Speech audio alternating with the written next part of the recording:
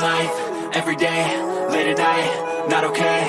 All I want, and I pray, all I need are some All right, we're live, Brenna. We had to catch up from last month. We missed last month's video. Um, Brenna, you had a sinus infection. You hardly had a voice. Wasn't a conversation we were going to be able to really have. So, No. one, for those super concerned, how are you feeling? Well, I'm feeling much better. I got sick the week of Easter, lost my voice, sounded like a frog. Finally got some antibiotics and feel like a human. So we're on we're on the right path. Uh, yeah, it's good. Well, now on a personal note, we're kind of coming down to the wire here with new baby number two on the way. So, Yeah. um, obviously, we're definitely excited about that. Can't wait. A little less than 30 days. But for those who tune in regularly to hear our update, uh, are they just going to have to wait and see for 3 months while you're out on maternity leave? What's going on with our Denver metro market? Yeah, so my colleague Anthony Meisner, who you've talked to about cryptocurrency, he's actually going to step in. So he is fantastic, very well versed on the Denver market. So obviously a little bit different of a dynamic, but that'll be kind of fun. But he will be taking over June, July, and August. So you will not miss out on riveting content of the Denver real estate market. Yeah, so right, let it. This is the last one for a couple of months as you get to see Brenna and hear her insights as to what's going on in the Denver metro market. So we're gonna make it a good one. Yeah. We're gonna make it a real good one. Excited that spring and summer are here. I know that you're not a cold weather gal, No. so as summer heats up, so does our real estate market, right? I've heard that two things get planted in the springtime.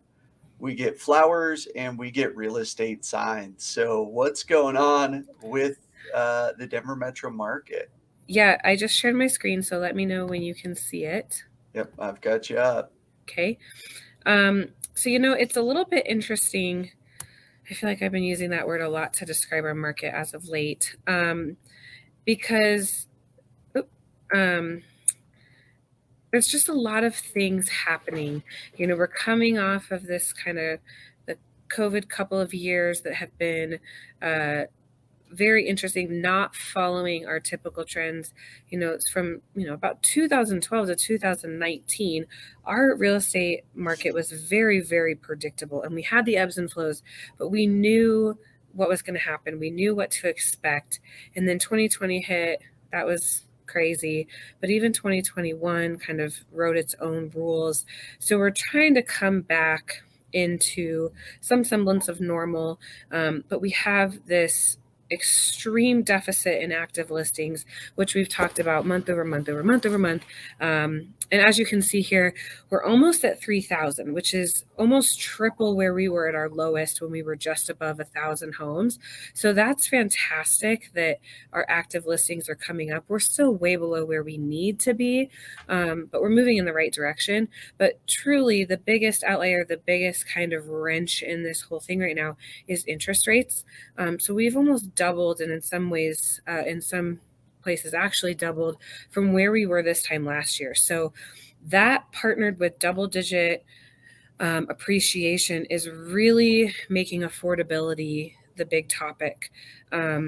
People that were approved for a certain amount last year, coupled with interest rates, like buying power has just really shifted, and strategy is shifting with that. So it's really interesting because, Matt and I were talking earlier today about feeling a little bit of a shift and a little bit of a cooling. And again, we use that term, it's all relative. From 150 to 130 miles an hour, we're not talking about slamming to a stop or the bottom falling out, but we're starting to notice some changes. But then when you look at the numbers from April, it looks like we're just off to the races. So it's a little bit of a dichotomy there, and things are shifting just in little bits as as some outside factors play a role in it. So I think just keeping track of what's happening on the overall market, but really diving in as much as we can to the individual markets. We're seeing really different stories in specific markets. Looking at the average price point here at 816, that's scary. That's a lot.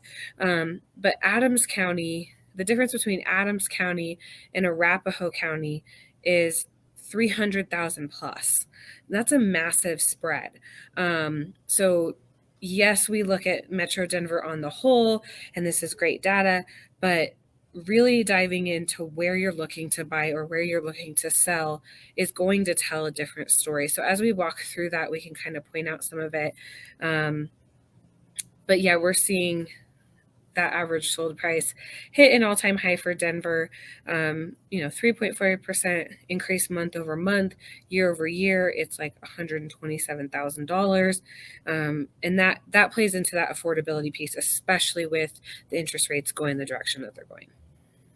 Yeah, so the interest rates, if you would have told the average person, a year ago, 2 years ago, hey, the average interest rate's going to more than double for homes, what do you think that's going to happen? What kind of impact do you think that's going to happen with the real estate market? I'll bet to a person they would have said, oh, it's just going to cause everything to crash and this bubble's finally going to burst. And that's not what we're seeing. No. Because while it's impacting affordability, there's still the other side of that coin of we've got a shortage of homes available for people to purchase. Yeah, and I think that's a notable difference. People like to compare things to 2008 and to the last bubble bursting.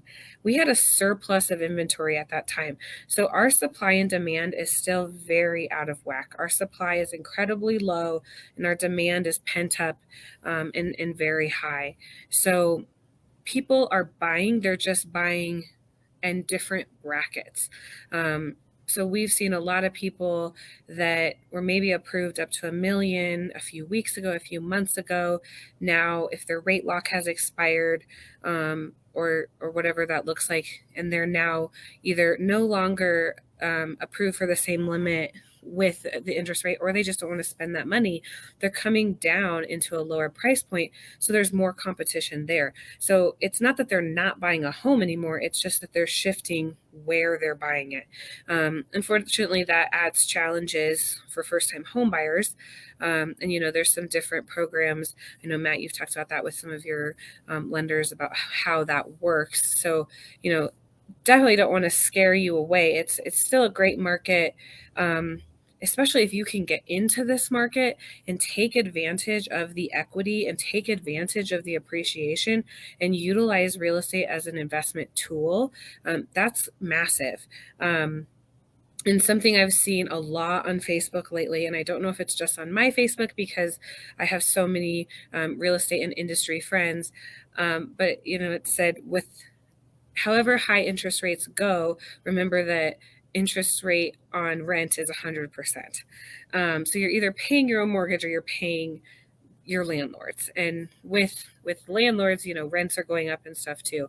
So obviously it doesn't make sense for everyone. It can be a very challenging time to buy, and it can still be a really, really great investment if you can get in to the market to take advantage of how much year over year, month over month appreciation we're seeing. I mean, Matt's more into the stock market than I am, but I'm pretty sure you're not seeing this kind of appreciation, this kind of return on investment in any of those types of investment strategies. Now, the stock market's kind of taken a beating here over the last 45 days, and that's unfortunate. The real estate market's still appreciating, which is good. Oddly enough, for me, I'm okay with the stock market going down because I'm anticipating purchasing more. Right, so it's kind of a double-edged sword, right? I'm okay with it going down when I'm looking to purchase.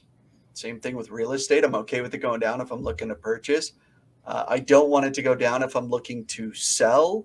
Yeah. So, again, where do you fall in on that banner? Now, the the thing we got to keep in mind when it comes to the real estate market is for most of us, the market that you sell in is the same market that you buy in if you are already a homeowner. So, where one side might be a little bit of a disadvantage, the other side's going to see potentially a little bit of an advantage for it. So it can work out on both sides depending on where things land for you. So, Yeah. um, I think back to when I bought my first house, interest rate was 6%, which was great. That's the lowest that they had been at that time. And I was excited about getting 6% interest rate. Conversation wasn't even around about, hey, can I get a 2% or a 3% or a 4%? It wasn't in my thought process because it just wasn't an option. It wasn't available. It's kind of Yeah. like gas prices. Yeah, they used to be different, but what am I going to do? Walk? I don't own a Right. horse.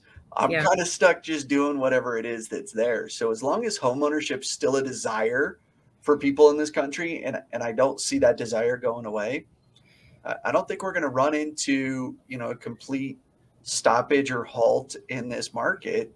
Folks were still buying homes, buying real estate when interest rates were in the teens, 15 to 18%. So I think we're going to continue to see strong demand. It's just changing what people can afford. Yeah, and it might slow down that appreciation, which honestly, we've been in double digit appreciation for years. Um, and we've talked about before, the national average is around 4%. Um, Average sold price, year over year right now is at 15.7, and again, that's just April to April. But we thought it was great when it was 10, and then it was 12, and then it was 15. And so if that number drops a little bit, it doesn't mean the bottom's falling out. It doesn't mean that your house is going to lose value. It's just going to appreciate at a slower percentage, which is okay. It's just different, which can be scary. But to Matt's point, if you have owned your home for the last couple of years, you probably have some pretty darn good equity, that you can utilize to put down or to help, with your next real estate purchase as you're buying. Colorado is still in the top 10 for people moving in. We're also in the top 10 for people moving out. So there's just a lot of movement happening. And there's a lot of money in Colorado. And we'll look at the different markets. We'll look at that luxury market, and ultra luxury market. We're still seeing a lot of things happening there, which is, pregnancy brain, can't think of the word, but it's good for our economy to have all this money coming in.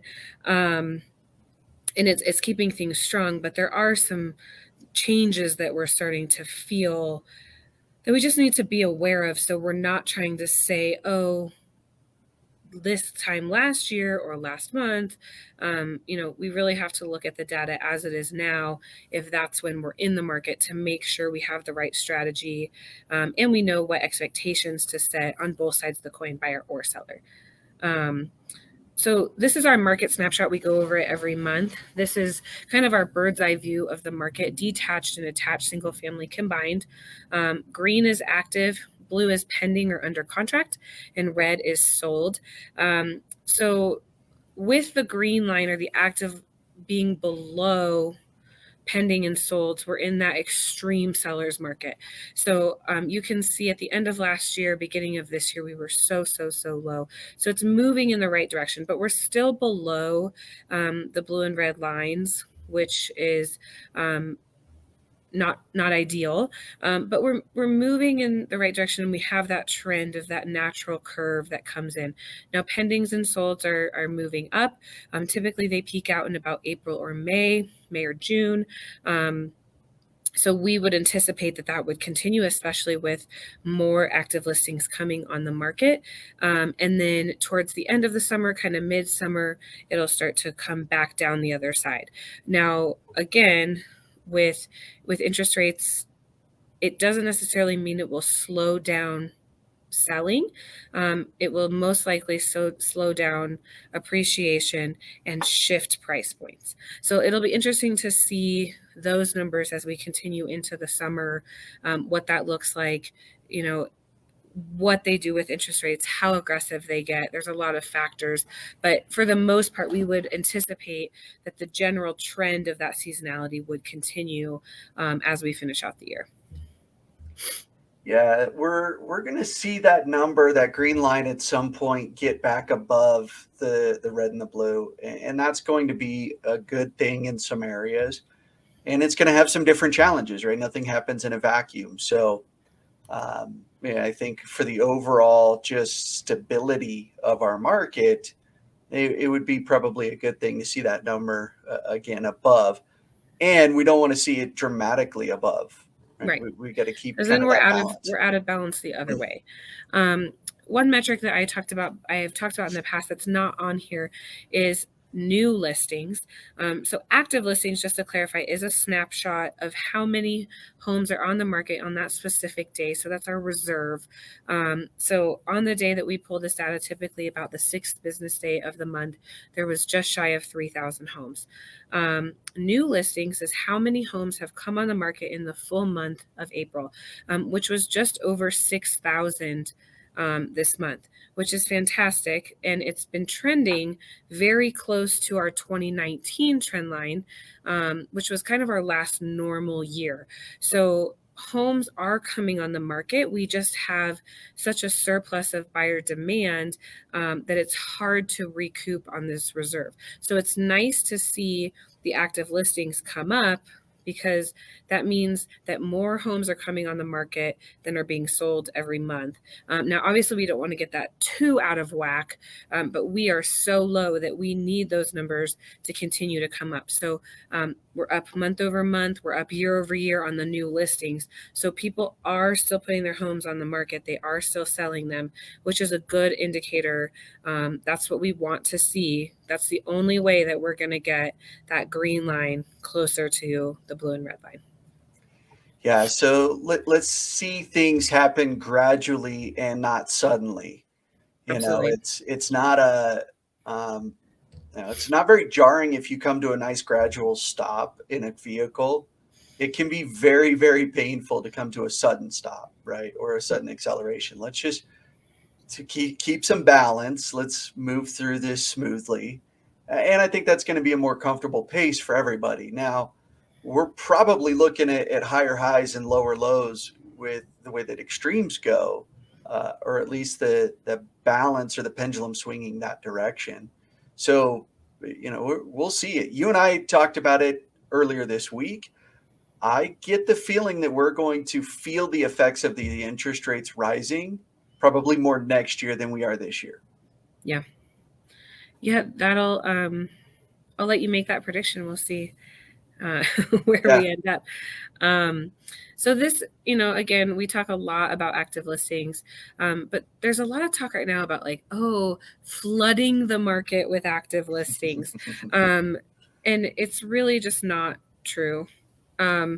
So the National Association of Realtors says that 6 months of inventory is balanced. That equates to about 30,000 homes on the market. In Denver, economists say closer to 4 months, which is closer to that 20,000 mark. So we're at 2,900 versus 20,000. So even back to 2020, we were at 8,000. 2019, I think we were right about 10,000. So it's half of what we would need to be balanced. So we, again, 2019 was a seller's market. We are now in an extreme seller's market. So yes, we are at 29% increase month over month. But like we've talked about, when you're dealing with really small numbers comparatively, small shifts make big percentage changes. So this is good. We want it to continue to go up. We don't want it to be a vertical wall up. But we want this to continue to go up. So great to see it close to 3,000. And we would love to see it continue to go up to offset some of that buyer demand. Yeah, I think when we look at our seasonality, we'll see it continue to go up into the summer months. And as we get towards the last quarter of the year, that number should start to come back down. And we'll watch that number. If it continues to rise in Q4, that's going to be an indication as to what 2023 is going to look like. And I can't believe I just said 2023. I Here we know. go. Yeah. So speaking to month supply of inventory, which goes, so 30,000 homes or 6 months. Denver would be 20,000 homes or 4 months. And we have crossed over the 2-week mark. So cheers to us. But we're at 0.6 of a month for active inventory. So that means that if we had the same amount of buyers in the marketplace and no new homes came in the market, it would take us about 2.5 weeks for that supply to dry up. So obviously that's not enough. We want more. But again, it's moving in the right direction. So we'll take that. And it is an increase of 30% month over month. So we're used to seeing this in the summer months. Grass looks better. It's not so cold. Daylight savings time. It doesn't get dark at 4 p.m. There's a lot of different factors why people sell and buy more in the spring and summer months. So we're used to seeing that. We would anticipate that this would continue for another month or two, and then it'll kind of come back down the other side. It's just starting from a lower point than we want to, even though it's following the seasonal trend lines that we're used to seeing. Yeah. So again, not much just changing. Low supply of inventory, markets moving quickly. Very quickly. That's the same song and dance we've been talking about here we've been doing this 2 years. Yeah. So it's kind of shocking in some ways that things are moving so quickly, because I've also heard, talking to different people in the industry, of homes sitting a little bit longer, or maybe not getting as many offers, still getting very aggressive offers, but not as many offers. So seeing that this number has dropped from 11.5 to 8.5 in 1 month, it's speeding up. It's interesting to me as far as that goes. But the bottom line is that things are still moving incredibly fast. I think a lot of people too in April were trying to get in before another rate hike. The uncertainty of that, the interest rates, either makes people move very quickly or it stalls people out. So we're kind of seeing that as well. So as we come into May and what that looks like, things may slow down a little bit, but it's also good to look at the different counties, how fast they're moving, and then we'll look at a different graph as to even specific price point, which is more telling, especially kind of the swing of difference between 500 and 700,000. You have several day difference. Again, relative, all very fast historically. In 2020, 2018, we were in the 20s. So being at 8, the difference between 8 and 10 days, it's significant, but it's still fast, no matter the way you look at it. But just taking into account those differences depending on what market you're looking into. Yeah, the hyper local impact of the real estate market is interesting to see, because you look at Broomfield County versus Adams County or versus Jefferson County, and you can see a dramatic difference in there. And we also see sub pockets of, okay, well, the attached market's a little bit stronger here, or this price point, homes are moving at this pace, but it's a little bit different for this neighborhood specifically. Right. And we see that over the last couple of years in Arvada in particular, right? I think between Leiden Rock and Candelas, there's both very similar kind of communities, but there's a difference there between the two on average days on market, the supply of inventory. So, and we find those sub markets within as we come down from this 30,000 foot view into where your local market is, and that matters. Well, and, it's important because on the seller side, statistics show that you're going to get the most money the majority of the time in the first 7 days of listing. So this is even with demand being so high, buyers still are aware of value. And especially with interest rates going up, they're having to stretch their dollar more, or they're feeling that impact. So they really understand the value. And there's a lot of psychology that goes into like pricing and different things like that. So as a seller, it is so important for you to price your home within the market and not be overly aggressive. And you'll end up more times than not netting more than just saying, oh, well, I can list my house for whatever I want, because those buyers know they understand more than you think they do. And from the psychological standpoint, if they already see it's overpriced, and in this market we're telling them they're going to have to pay over, then they're seeing that many dollars and you're losing value. So pricing it correctly the first time for your sub market, and today, not last month, not last summer, for what's happening now, is incredibly important. And on the buy side, if you see a home in most cases that's been on the market for longer than a week, that might be an opportunity for you to get in with less competition, because it is very, very quick that homes become stigmatized with what's wrong with it if it sits on the market for too long, which unfortunately there might be nothing wrong with it except for the seller missed the mark on the price point. As a seller, you don't want that to happen. As a buyer, take advantage of it, and maybe you don't have to compete with as many other people. Yeah, we've seen some sellers that have pushed the price point, and they kind of found that they maybe have pushed it right to the Did I lose you? top. Or can Oh, you hear me? I can hear you now. Yep. Okay. Yeah, so we've seen some sellers that have kind of pushed the price point right to the top or just over the top on their pricing, and come Monday, no offers to review after that first weekend. And then the phone calls start coming in from the buyer's agents, or with me personally, I'm proactively reaching out to anybody that showed the home to find out, hey, what was the feedback? What were your thoughts? Any questions, concerns? And then having that conversation with that buyer's agent, and they say, wow, well, we kind of expected it to go way over, and maybe we should have this conversation. And we're seeing offers start to come in, even multiple offers that come in starting Monday, when we reach back out and have that kind of conversation, that dialogue. So yeah, as a seller, as a listing agent, you have to be cognizant of value. Yep. Because you can absolutely price it wherever you want. It doesn't mean you're going to get interest wherever you want. Yeah. Right. Okay, actives and solds by price point. So this breaks it down and shows you within these pockets. So this is not by county, this is just by price point. How many homes are on the market versus how many are selling. So it makes sense with our average price point across all 7 Metro Denver counties being in the 800s, that 600,000 to 800,000 has the most active listings. That makes sense.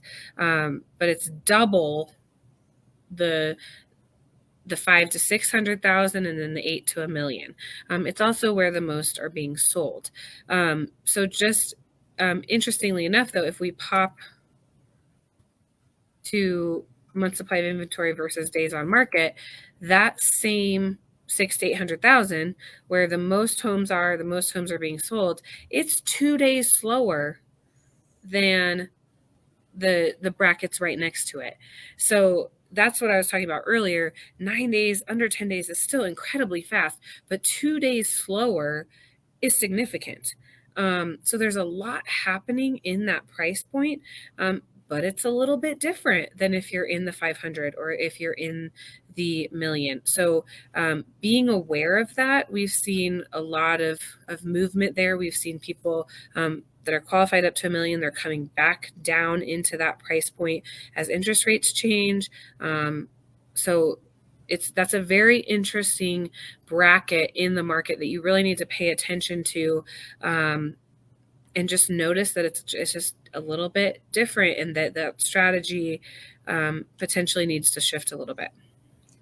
Yeah, I think if you've got and I don't want to call it cookie cutter like it's a bad thing, but if you have a more traditional kind of style home, right, where it's in a subdivision. They built a large number of them. It's not overly unique in any way. Then you kind of fall in line a little bit more with what we're seeing as a whole. The more unique or varied your property is, right? So either it's really small or it's really big, or it's got a different layout, or it's in an outlier for price points.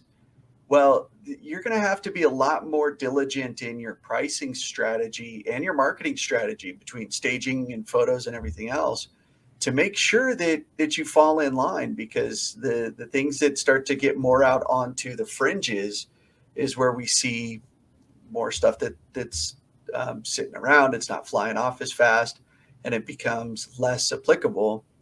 Now, again, if you're a buyer in that market and you can go kind of to those fringe, it doesn't have to be the nice new to the market with the same shaker gray cabinets or white cabinets everybody's after. Then you can get a good deal, right? Yeah, and if we look here as far as average days on market, the quickest market here is the $400,000 to $500,000 price range, which makes a lot of sense because there's not a ton of inventory in that space, and there's a lot of people that are first-time home buyers that's where they are, and so those are moving incredibly quickly.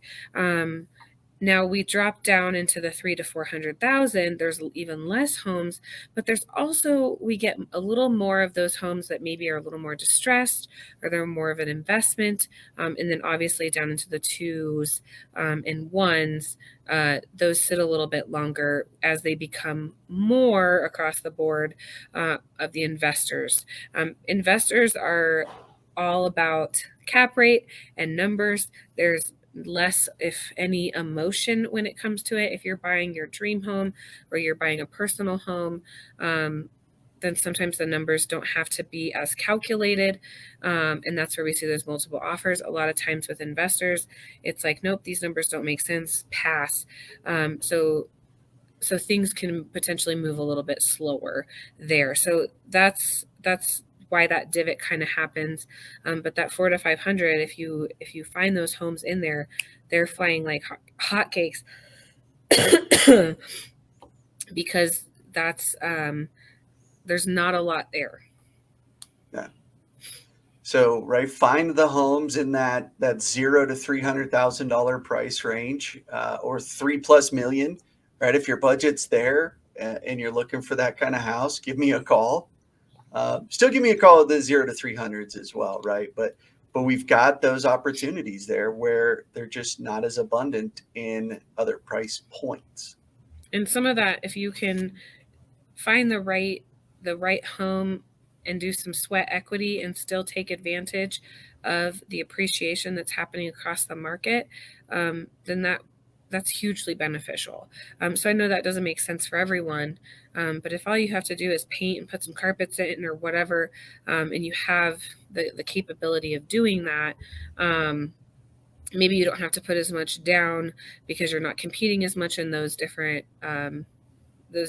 that different price point, and you can utilize that to make some repairs, then you are really upping your return on investment as months and years go by. So just kind of a different strategy. Obviously doesn't make sense for everyone, but kind of thinking outside of the box for how do I get into this market and have a great home, maybe not one that's turnkey from day one that I move in.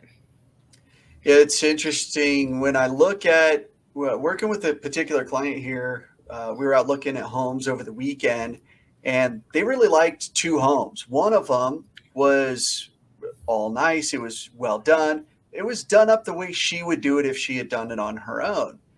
Now, the other one, a little outdated, well kept and taken care of, but didn't have the same updates for the floors, the paints, the cabinets, etc.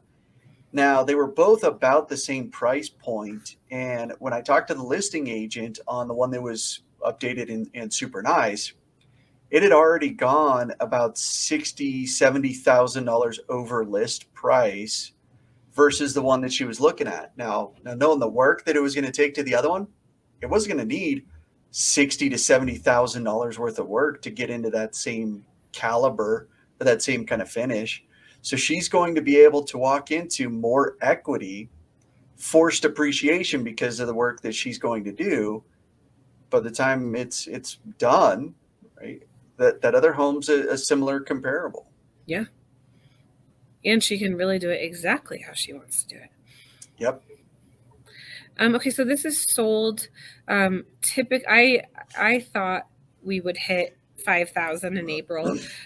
We are just a few shy of that. Typically, we don't see the 5,000 mark until May. Last year, we hit it early in March. So this is not alarming. We're still selling quite a bit of real estate here, but we're just trending a little bit closer to like the 2019s and prior versus last year when we just were fast and furious. Pretty much from the word go. So we've been a little slow on the uptake here. People are what's going to happen with interest rates? Are we going to go? Are we not? Are we going? Not? And supply chain issues, different things, the state of the world, all of the things play a factor here. But the solds is still strong. We are down again 7% year over year. We're up 8%, 8.5% month over month. And we would anticipate that this curve continues. So yeah, just a tiny bit slower than I had anticipated, but literally by like 60 homes. So we're right kind of on pace with what we would predict for this time of year as far as how many homes are being sold. Yeah, I think there's still a lot of things happening with our market, which are good, right? I don't think that the interest rates have slammed everything into park, right? No. So this is what I was alluding to at the beginning with the swing in average sold price. So this is detached single family. If we look in the bottom left-hand corner, we range from Adams County, which is at 591, to Denver County, which is at 945. That's a massive swing as far as average sold price by county.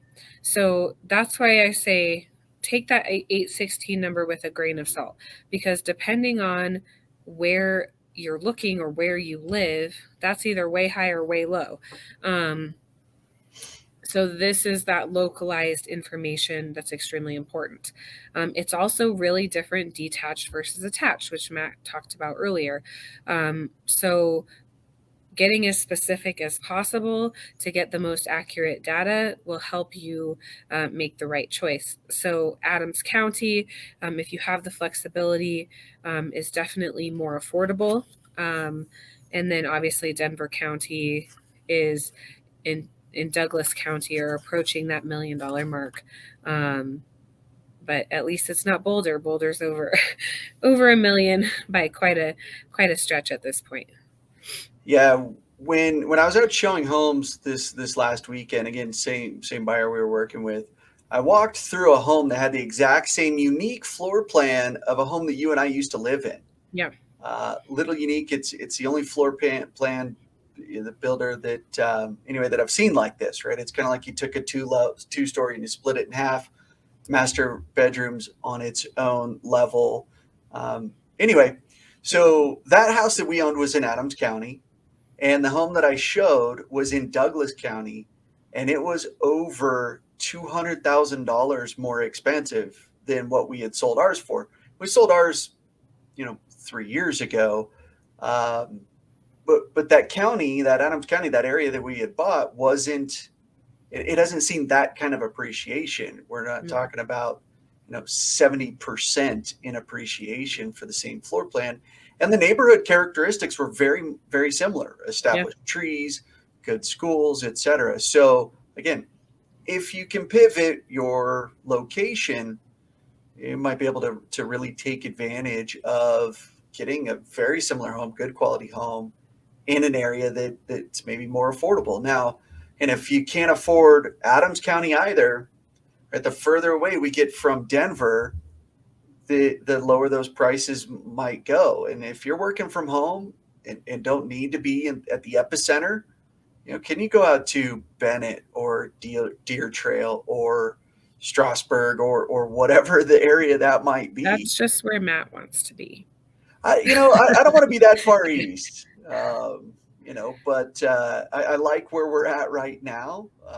Not a place that I would be looking to move out there, right? But again, we both have an office that we commute to. It doesn't Yep. fit into our lives, and very close with a lot of friends and family that are more on the west side. So it's just not as feasible for us, right? But I'm thinking about, if I was an individual who worked from home and maybe an introvert like I am and am not overly social all the time, you could very well get what you're looking for. Maybe just going a little bit further one direction. This graph is also a good indication of how difficult it is to outsave the market. So, we hear a lot, oh, I'm just waiting for the market to shift. I'm waiting for the market to correct. I'm waiting for the market to adjust. Well, even if you've only been waiting a year, you're still going to be dealing with $126,000 of year-over-year appreciation plus a double in interest rate. So that's probably close to $200,000, if not more, in buying power that are gone. So there's people that have been waiting for a year. There are people that have been waiting since 2019, 2012. And hopefully you see that this trend is continuing in an upward trajectory. Now, January 2022, we took off on a 14er, which is not always the case, but the trajectory is the same. And like we talked about, yes, we're at 18% year-over-year appreciation. Even if we drop down to half of that or less, 9% or 6%, that's still moving up. So it's incredibly difficult to outsave the market that way. So if you're just waiting to wait because you think a deal is coming, please don't do that. If you're waiting because the situation isn't right and different things, that's fine. Fine. It's not everyone is in a position where it makes sense. But again, if you bought last year in June at the peak of the market, you already have insane appreciation in 1 year. So if you had to pay over list price, if you had to come up with an appraisal gap, you have just made up for that, borrowed equity on your investment and probably are still net positive. That's a very quick return, 1 year. If you bought in 2020, if you bought in 2019, you can see how much appreciation you've had. Matt mentioned we've been in our house just shy of 3 years. It's appreciated really nicely. That's quick. So take advantage of that if you can. And waiting for the market to correct, waiting for things to drop off is probably not the best strategy for being able to get into this market. Yeah, the market crash that we had in 2008, they talk about that being a once in a lifetime. I don't know if that's once in a lifetime or we're going to see stuff like that happen again. But for the appreciation that we've seen and the average Denver metro price since I've been in real estate, if we lost half of the value today, right, it just off the peak and it's half of the value, we're still significantly higher in value than we were when I got into real estate over 8 years ago. So Denver didn't see that kind of crash and collapse in most homes when the market crashed. We've got a very diverse economy that's pretty stable compared to other parts of the country, and Colorado's a great place to live. The secret's out, they're coming. Even if the market continues to go down somewhere else, I don't anticipate we're going to see that here. So to your point, Brenna, let's not wait until the perfect scenario, because you're never going to be able to time it when it's perfect. And when it starts going down, you're going to be afraid that, oh my gosh, it's going to go down further, or I'm just going to wait till it bottoms out. I don't know. And then it'll be back up again. Yeah, I don't know that it bottomed out till after the fact. I don't Absolutely. know that we're at the peak today. I don't believe so. I believe we're still going to continue to go up. I don't think there's a bad time to buy the right piece of property. I think it's never a good idea to overextend and get into something that you can't manage. Right. So attached single family does look a little bit different. We actually did have a month over month decrease of just about 1%. And we're still up 51% year over year. So, or I'm not sorry, $51,000 year over year, 11%. So we're still way higher. It's just things are kind of balancing out a little bit differently in that attached market. We took that massive increase in the early part of the year with more homes coming onto the market, more homes being sold. And so they're just coming down a little bit. So nothing to be terrified of, but it is a little bit different of a story than we're seeing in detached single family. And then again, you can look here at the different areas and what's happening in your specific county. Now, Denver County attached has been kind of the softest market over the last year or so. It was the slowest to come back from COVID. There's been some other issues with increased crime and drugs in the downtown area that have deterred people in some capacities from being down there. But now Denver County came in at $89,000 over the average sold price. So it's bouncing back. So that's where, if we've had this conversation 3 months ago, Denver attached single family was a little bit softer. Now it's rebounding. Make sure you're looking at the right data so you're pricing correctly, and also just understanding those submarkets that we've been talking about. Well, and the difference between last month to this month for the attached market, it very well could have been there were several uber luxury attached properties that closed last month. Yep. Or the month before that didn't close this month, right? So that can impact it. So we've got to, look back into, just because that number dropped doesn't mean that it's really dropping. Yes. Yeah. I mean, we didn't see it come down the other side of the cliff, and we'll see kind of what it does in May. But it's nothing overly alarming. It's just something to be aware of. So this sold to list price is high, 107% sold to list. So that means that homes are selling for 107% of their list price as an average. So we're seeing some way above this, we're seeing some below this, but 107% as the average is a historic high. So as you can see, 2020, we hit close to 100%. Then last year, 2021, we went gangbusters and we're up close to the 106%. And then this year, we're still climbing at 107. Now, it is seeming to taper off a little bit. I would anticipate that this maybe doesn't get above 108 and then starts to come down the other side. But we'll see. It's flattening a little bit, so I don't think it's going to continue to climb, but it's obviously very, very competitive. Historically, we were right under that 100 mark. We'd be at like 98, 99% sold to list, and then it would just kind of kiss that 100% mark at the peak of the season and come back down because of the supply shortage in active inventory. So that supply and demand mismatch, obviously things are competitive, and that's why we're seeing this sold to list price. But as a seller, be aware that things are, yes, they're still incredibly high, but they're not picking up speed anymore. They're slowing down. So don't be behind the wave. If you're boogie boarding or surfing and you are behind the wave, then you're not going anywhere. You want to be in front of the wave or right in the wave to be able to get the most momentum forward. So make sure you're not being overly aggressive. I mean, you're still 107% as an average is pretty darn good, but don't go pricing it at like 110% if that's not what it warrants it, because you might be missing money on the table. And again, breaks down the different percentages sold to list price by price point. Very interestingly, 3 million plus is over 100%. It's at almost 102%. Now 3 million plus is a little bit more volatile in its numbers just because there's less data. So things move around a little bit more.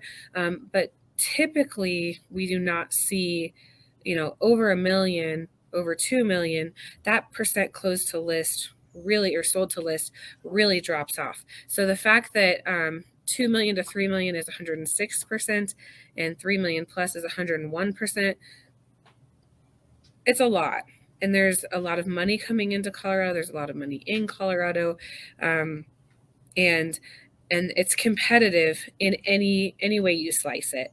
But just kind of looking at the different price points to see how competitive or what that is. 1 million to 2 million is the highest at 108.7%, which kind of makes me shake my head a little bit.